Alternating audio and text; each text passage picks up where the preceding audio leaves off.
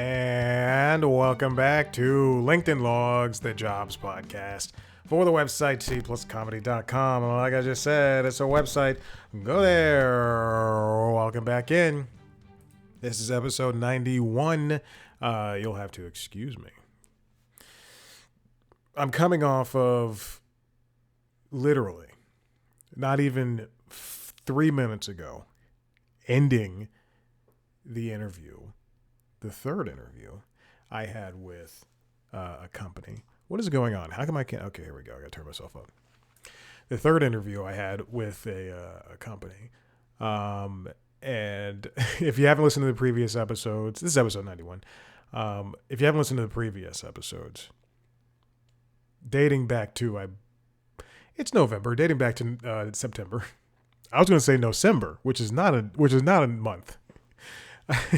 But dating back to around September, I just to get things caught up, let's say network and streaming platform a recruiter reached out representing, not even representing, but a recruiter reached out with a job for that platform. I interviewed with the recruiter. The recruiter was like, all right, great. Interview with the company. I did one interview, did two interview. Now I'm on the third. I just did the third. Usually this show comes out on Tuesdays, and I said, let me hold off because this interview could be used for subject matter. Their interview went well. Actually, you know what? let me see. I have notes. I took notes, obviously. This was a point in time where I was like, maybe I should do what people do and use that chat GPT. So what I did was I went over to the chatgpt.com and I put in the job description. I put in my resume. We had a little discussion, me and the AI chatbot, and then we whittled it down to it's a long discussion because this is the culmination of the last two interviews. So interview 2 and interview 3. And I said, just give me bullet points, quick glanceable bullet points as to how I'd fit in, what I would do, blah, blah, blah, all this stuff, which I did use because it's a combination of my notes and other ones. But now I'm looking at my phone because there are notes on my phone from the interview that I wrote myself, and I wasn't just like typing down. I take notes. Don't worry, I can take notes. So this third interview was just a more or less a meeting the person who works with the last person that I spoke to. If the first interview team, the 2 people I spoke to, I don't know if I'd ever mentioned that. It was 2 people in the first interview. Second interview was 1 person who I believe is a guy who's in charge. And then the third person is that person's right hand person. I'm trying to be coy, and I don't need to be coy. We had a lovely discussion about, and what I'm so thankful for is that she read my resume, because I've been in interviews, not this set of interviews, but separate interviews where someone doesn't even read my resume. Can you imagine? I interview celebrities for not a living, but for the portfolio of cpluscomedy.com. You can watch a video on youtube.com/cpluscomedy under the interviews.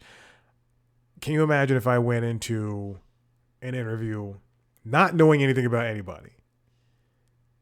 That does not happen. I've spoken to, I don't know the number, I think it's above 150 celebrities, but I think it's close to 150, if it's that. But I can say that I've never gone into an interview going, I don't know who this person is. Now I've accepted an interview, but and thought, I don't know who this person is, but they look interesting. Here's something about me. Here's something about C Plus Comedy. I will never do an interview that I don't want to do. You should look at, there are emails. I don't get a lot of emails for interview requests anymore because there's not a lot of projects right now. But you should look at the emails that I just ignore completely. So we talked about my background. We talked about the expectations and the challenges of the job, and it's a streaming platform network thing, and there's going to be a lot of work, which I'm glad for it. You know what's not fun is someone's like, oh, so how long were you with CNN, and when's the last time you were there? Oh boy, 2023. But you have to make it work for yourself. You have to have that confidence. Anyway, the interview went well. They are speaking to another person. I do appreciate that the people I've spoken to are like, hey, we like you. And I want them to keep going up that hill, and then push the sign over and say, Chad, we want you on the team. I don't know why I made it into that horrible analogy. But I'm ready to go. I'm ready to jump in, and that's what that's some of what I was saying. I just reiterate my excitement. Not trying to be thirsty. Not like, please, I need a job. I need to afford food. You see, my snacks are dwindling.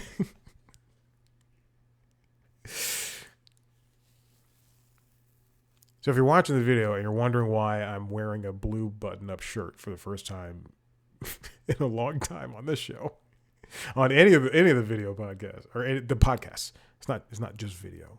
And here's another thing I want to say: the shift to video is it's engrossing all of podcastdom, which is unfortunate. I'm not a huge fan of it. There are shows that I listen to that don't have video, which are fantastic. But I feel like I have to do video because it's another way to get listeners, unfortunately. And it's something to add to the portfolio. Whereas there are famous people out here just hopping in on these shows and starting a podcast for 2 weeks and recording high quality video. This is not how podcasting is supposed to be. All right. Anyway, I have roughly 7 stories to get through. I've already separated 3 of them, and they're from last week. So this is, and they're all, those 3 are about the same thing. So I had to separate these, unfortunately, but it's whatever. Oh, you know what I didn't even do? Hold on. I didn't even set up the, here we go. Yeah, that works for me. All right. This first story comes from the New York Times. It is written by Nicole Sperling. Holes grow in Hollywood's safety net when it's needed most. Production has been not very high when it comes to not just movies and television, but also commercials. The production levels of commercials have gone down in Los Angeles. In the past 2 months alone, a woman who runs a marketing company called Furlined, named Diane McCarter, says that commercials for companies have, in the past 2 months alone, left Los Angeles to shoot in Glasgow, Prague, Mexico City, and Toronto.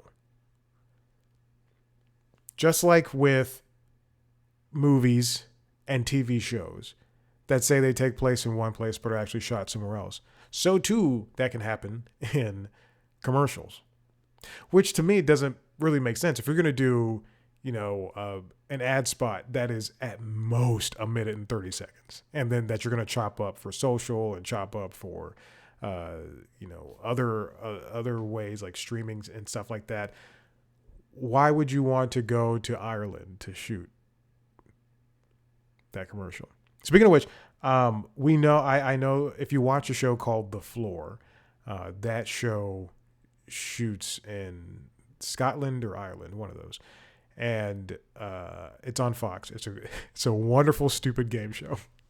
And then there's another show that started this television season called 99 to Beat.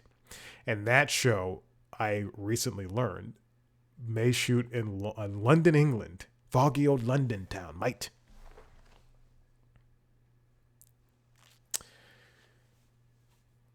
For decades, crew members have counted on commercial production shoots either as their sole source of income or as a way to pay the bills between lulls in film and television production. Production in the third quarter of this year was 18% lower than last year and 40% lower than the 5-year average, according to their new report from Film LA, the local government organization that tracks production in the area. That means the thing that is supposed to be more or less, and I hate using this, the side hustle, the side gig for a camera person or a producer or a casting agent, it's becoming more and more unreliable. A bill passed this year in California gives millions in tax breaks to production done in the state, but it does not include commercial work. Matt Miller, the president of the Association of Independent Commercial Producers, a trade group, said commercials have been such a bread and butter for the industry, especially in LA. Commercials have always been something that kept the lights on in between television shows and movies. Studios charge commercial productions higher daily rates for production space than those earned for longer film and television productions. It's like a short-term rental. I don't know if my apartment, I think my apartment does business rentals because I will see company cars and company vans that'll say like Jim's business moving business. And also I know at least in my neighborhood in Atlanta, Georgia, in the modernized East Side, Old Fourth Ward, Inman Park, getting way too specific. In my neighborhood, all throughout the apartment complexes, there are state representatives, congressional representatives for districts that live in Rome, that live in Albany or whatever, and their second home, their apartment, I guess is paid for by the state, is here. The only reason I know that is because I've seen these people, seen the tags, seen the license plates, and seen because they're in my garage, they're in other garages as well, and then I ran into a friend of Trump's wife, who was she was very reluctant to say her accent. I'll just say this: I went to a dog park. And this woman had these two dogs, and one dog was big enough for Maverick to play with, my dog, and then another one was just too small, so she was holding it. And then we got to talking, and then I was like, "Oh, so where are you and your husband from?" And then she was like, "Oh, we're from Rome." And then I was like, "Oh, what are you guys doing down here?" And then she was very cagey about telling me. And I was like, "Oh, what is he like?" I at one point I just straight up was like, "Okay, well, what does he do?" Like, because she does not work, and she was like, "He's in Congress," and it's just like, "Oh, okay, all right." So it's whatever. It's fine. I don't care. We were getting along. Until that moment. Otherwise, she left. I was like, "Don't get your fucking dog out of here." I'm just kidding. She was a nice lady. Anyway. So they're charged a lot of money for their locations, the production spaces and all that. And when a commercial production comes into a neighborhood, it often provides a quick cash infusion to local economies with money spent on ancillary expenses such as catering, dry cleaning, and hotel stays. These shoots last a couple of days. People seem to love it. I know in my apartment, there was for months, there was a 90-day fiance being shot. Not for months, for a long time. For months, it was approximately 90 days. Yeah, they were doing that. The dating show that I was on, they shot in a house in Sandy Springs for 2 weeks. 2 weeks? Yeah, because excuse me, the dating show that I worked on, the dating show I was on, that was in Chicago. I was in Chicago for 4 days. But the reason for filming outside Los Angeles is the same for advertising business as it is for the film and television business. Costs. Filming in LA is more expensive than in many other places. These tax breaks are going to have to do more than, offer a quick infusion of cash. It's the Directors Guild and SAG-AFTRA, the unions. I don't know if they're going to do the same kind of push when it comes to commercial work. If they're going to say, "Hey, these people have rights too," because on the outside, they're all fighting for the same thing. SAG and directors and producers and everybody making, television and film. They're essentially the cousins of commercial. So, or commercials are cousins of them. So why not say, hey, we want to help you out with that? The lobbying group that for commercials is planning to ask for 15 million in tax breaks to be dedicated to commercials. By comparison, Governor Newsom just doubled the amount available to film and television productions by 750 million. What's unfortunate is that movies like the Spider-Man movie, the Brand New Day, I believe, moved out of Atlanta too. So these tax incentives are getting really unfortunate. And now this is a podcast that happened to come out yesterday from Wall Street Journal's The Journal podcast, which is, I mean this, such a good business podcast. It's exactly what I want in terms of news, period. Just like I would say the Daily is the Daily is like so popular. It's the vanilla of podcasts. Yes, vanilla is a flavor, but whatever. I would say like the Daily and Fresh Air and NPR Politics podcast. I'm scrolling through the ones I'm subscribed to, and Up First. Of the shows that I listen to, those are, and I guess What's News from WSJ. It's just so boring. And what is Washington Post's podcast? It's the last Washington Post thing I'm a part of. I don't know. Anyway, Post Reports. That's right. Anyway, I feel like those podcasts are the news podcasts that are truly delivering news right down the middle. All I imagine is a softball player throwing a softball. So that's why I did this wild arm swing action. Anyway, this podcast episode that they just put out called Hollywood Jobs Are Disappearing continues along the same lines. It's not just about commercials. It's about the dramatic reduction in Hollywood jobs, period. It's Jessica Mendoza who is hosting this episode, talking about what's going on in terms of Hollywood. And it's an excellent listen, and it covers everything. If you've been following along with the saga of jobs in Hollywood, you know that it covers everything from the SAG-AFTRA strikes, and it moves into how streaming has taken hold, and but it does also cover the people who work in the industry, like this guy Ben Fritz, and talking about, excuse me, not Ben Fritz. It's talking about Thomas Curley, who has worked in the industry for decades, and now he can't even afford his house, and he's probably going to have to sell it and move. And just covers everything like that. Talking about how the market was saturated in 2022, and when this quote unquote streaming bubble popped in 2023, and we had Disney Plus and Netflix and HBO Max just at the time, just all of these platforms saying this is too expensive. We're spending so much and not getting back what we want, which is money.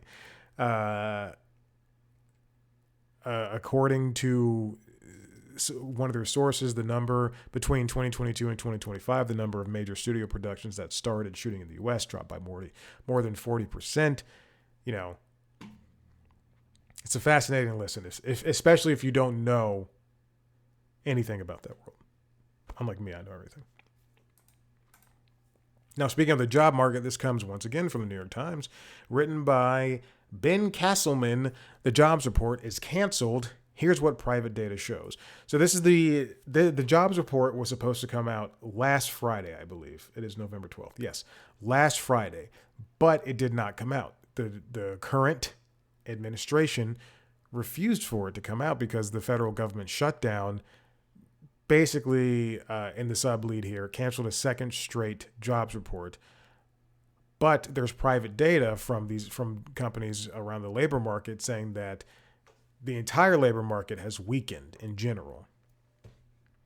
Job growth has remained weak this fall, but despite a series of high-profile layoffs at major corporations, the job market has not taken a sharp turn for the worse, probably. Now, these companies aren't really entirely flying blind, as Ben writes here. State governments have continued to publish weekly data on applications for unemployment benefits, which I cannot get. Unfortunately, I went through a whole thing these past couple of days, but it's not happening. And a variety of private companies release figures on job openings, hirings, wages, and other topics based on surveys and data from their customers.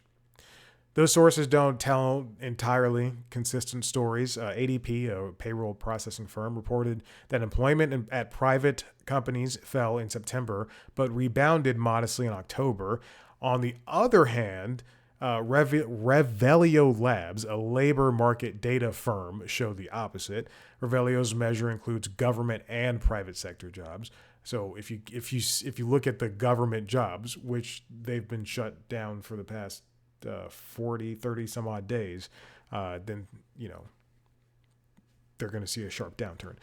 Data from LinkedIn, Bank of America, and other sources paint a similarly mixed picture. I paused my LinkedIn. I grew tired of going there and seeing people in way better spots than me complain about life. I'm like, hey, listen, we could trade life for a day. If I think about this, I think about this periodically. If I work out so much. Before even that interview I took a run. I did a run. I did a Pilates class on Peloton, and I had a run with Maverick, and he did pretty well. But I'm going to preface this by saying this: I'm not constantly in pain. I do stretch a shit ton, but I'm not constantly in pain. However, I do think that if I Freaky Friday'd with somebody, they would come into my body and be like, "Oh my God, why do you feel like this?" What's going on with what are your joints? Why did these muscles hurt? This is a muscle? Why does that hurt? I'm like, you just got to manage, baby. Oh my goodness. And I call everybody baby. So unfortunately we are just seeing these numbers that are coming from these private companies who are trying to at least, if not paint a picture for the people around them, because you can get this information yourself. It also helps the bottom line for their investors.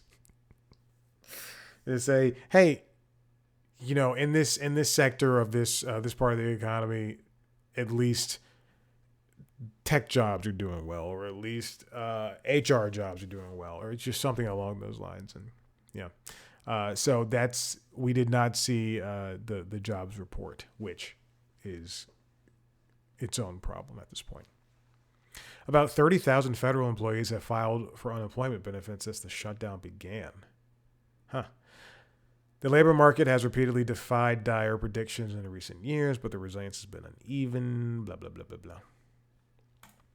All right. And finally, this comes from the Hollywood Reporter, written by Alex Weprin. Bob Iger has some advice for his successors. Iger sat down with this podcast called The Rest is History, which is hosted by Dominic Sandbrook and Tom Holland. And it was an interesting thing because they did a tour of, I believe, the newly restored Walt Disney offices. And I watched part of the video, and I don't know why any of that was happening. But Iger, we know, is eventually going to move out of his position of running Disney again for the second time. Some say he probably shouldn't have left. Did Bob Chapek even? Bob Chapek is just a footnote in history. I would say probably in terms of like all of Disney history. Let's do that. Let's look at all of Disney history. There's the blackface, the racism, the anti-Semitism from Walt Disney himself. Let's see what else. The sexism. Oh my God.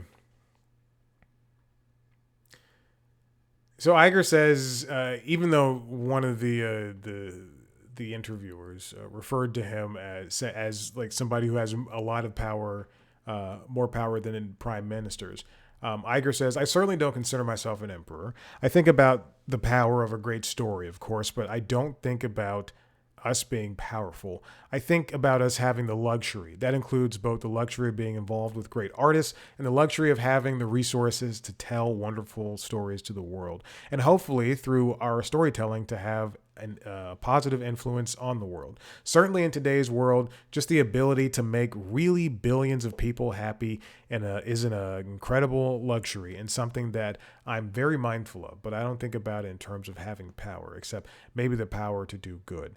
That wasn't as, when he gives answers like that, he is answering the question, and I'm glad he doesn't see himself as someone who has the ability to lord what they have over others.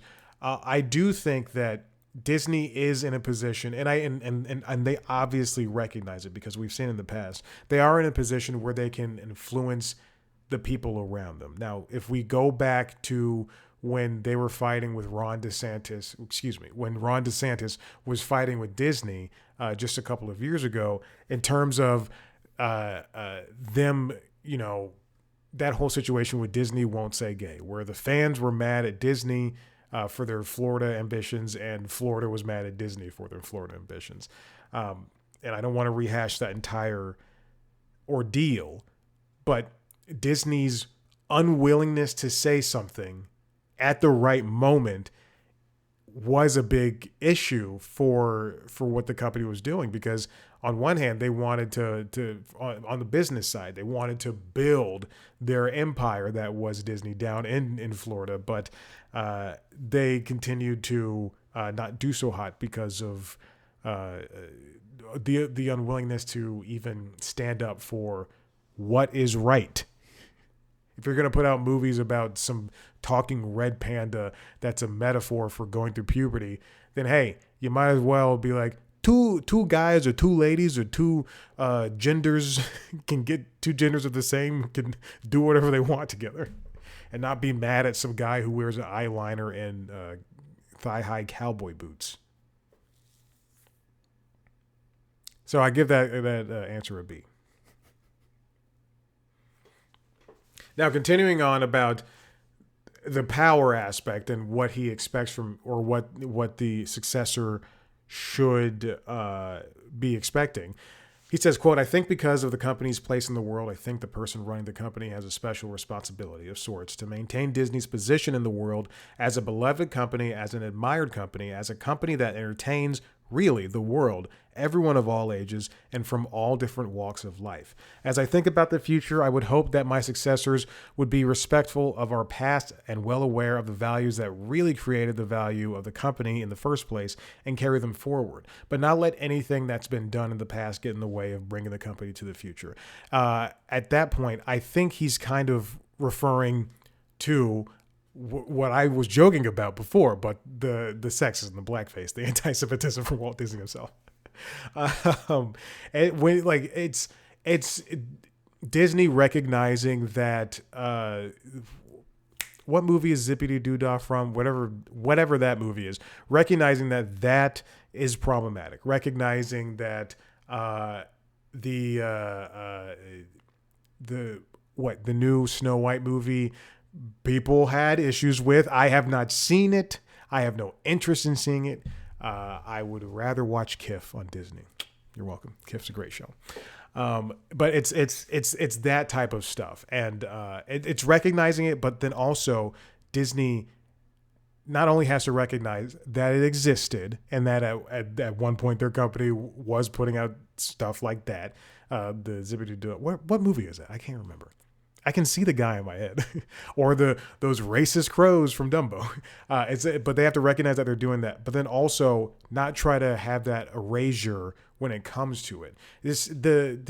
What was it when George Floyd was murdered by those police officers? Every streaming platform, every television network, every TV show, every movie, 30 Rock, Always Sunny, shows I love, they had some blackface stuff in there, on varying scales. Some people were straight up in like just like the most offensive blackface, and then some were just like let me rub some black, like some dark paint on my face in 3 spots. But a lot of them at the time, what we thought, I guess at the time, was corrected themselves and took those episodes or those movies down. But at this point now, 5 or 4 or 5 years removed, I think fans can be like, hey, we're not racist. That was something you guys put out in 2008, and it was a different time, and we recognize that. Give us our episodes of Always Sunny or 30 Rock back. So it's just not having that erasure. I mean, it's just, I think about this all the time when it comes to video game preservation. Everything, and movies and TV shows and music, everything should be available to everybody. The only thing that should be stopping you is the price of something. But how is this a successor saying that Iger saying that, hey, we need to get somebody who is able to help push Disney in future. And one thing, I talk a lot of junk about Disney. I talk a lot of junk about Netflix, but there's a reason why those two companies are doing so well. There's a reason why Netflix can go out and partner up with Spotify, partner up with SiriusXM, and a bunch of other podcasters and say, hey, we'll give you some money. Just let us be the exclusive streaming home for the video of that podcast.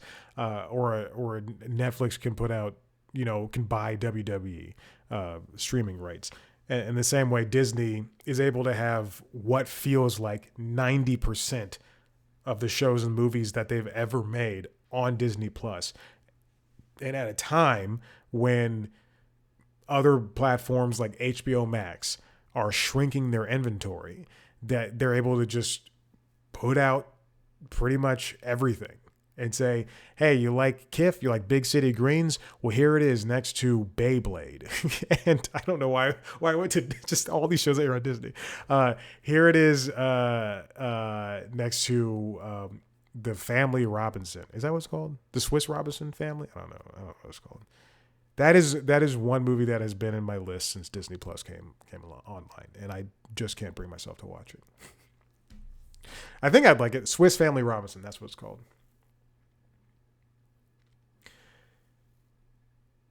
He also talks about how Iger doesn't think about the price of a project when it starts, in which, yeah, you can always do the price later. You just have to have the idea. It's kind of I think how Pixar works at points. The brain trust they have there. They start with an idea, see they can develop it, and sometimes they work out, and you get Toy Story 5. The teaser came out yesterday. Other times it doesn't work out, and you get Newt. I believe that's a movie that they teased so much, or at least if you were paying attention, they teased it so much, Newt. And then they released concept art. They had like a teaser trailer, and then the movie just wasn't working for them creatively, and they canned it. He does talk about AI. He says it's harder today to tell the story of Tomorrowland. We have AI, which maybe that's even endless in terms of what the future looks like. Boundless. I just think it gets harder. I don't know if that really says anything. I tried to spin that, but it just didn't work for me. Anyway, if you are interested in seeing that conversation, it's 30 minutes. I just watched the tour part of Walt's restored offices, which again I think it was just, why would you do that? It's fascinating. Do you give tours? Anyway, yeah, I know I give Disney a lot of guff, but I do think they know. No, I don't think. I know they know what they're doing. That's because they're Disney, and people, for better or worse, are going to, with the exception of the Jimmy Kimmel support Disney. With the exception, I had to finish that sentence. With the exception of what happened with Jimmy Kimmel, because we know Disney lost a lot of subscriptions during that time when they took him off the air on ABC. We know that they lost a lot of subscriptions. However, I do think in the long term, people just associate Disney with making good things. It doesn't matter if the Marvel movie failed at the box office. They put on Disney Plus, and it's going to be in the top 10 for the next couple of months. I'm talking about Fantastic Four. I'm talking about Ant-Man Quantumania. I'm talking about whatever came before Fantastic Four. I cannot remember it. I was cycling on Saturday morning. It was 8 a.m. and I was cycling, and I needed something to watch. Because I've already watched all the shows. I finished Blind Spot. I was working through Blind Spot. I was working through Gotham months ago, so I finished both of those shows. And I was like, all right, I just want to watch a movie. And in the, I don't know, hour I was cycling, I watched Blade for the first time, and that was a fun little movie. But I knew it was on Hulu, and I said, let me go to Disney Plus. I'll watch because that's where the Marvel stuff is. So I went to Disney Plus. And I saw, what is it called? The new Fantastic Four was there. And I know that movie was in theaters for a little bit of time, but Superman did pretty well. The new Superman reboot by James Gunn at Warner Brothers. I refuse to say Discovery, but that did well, and it felt like that moved to streaming even faster. It wasn't streaming like within like the month or two, and then it was on sale, and I mean like from $20 down to $10, like within a matter of days as soon as it hit digital. So that was very strange.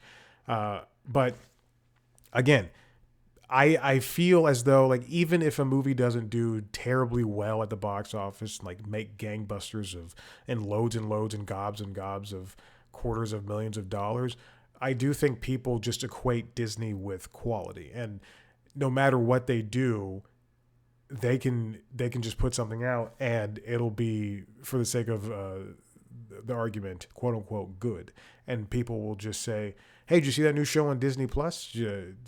That's I can't wait to watch it when I get home. I can't think of a new show on Disney Plus. All I do is watch The Simpsons. I watch The Simpsons and Kif. So you're welcome. All I do is watch The Simpsons. Every single episode for 37 seasons. I've seen everything. It's ridiculous.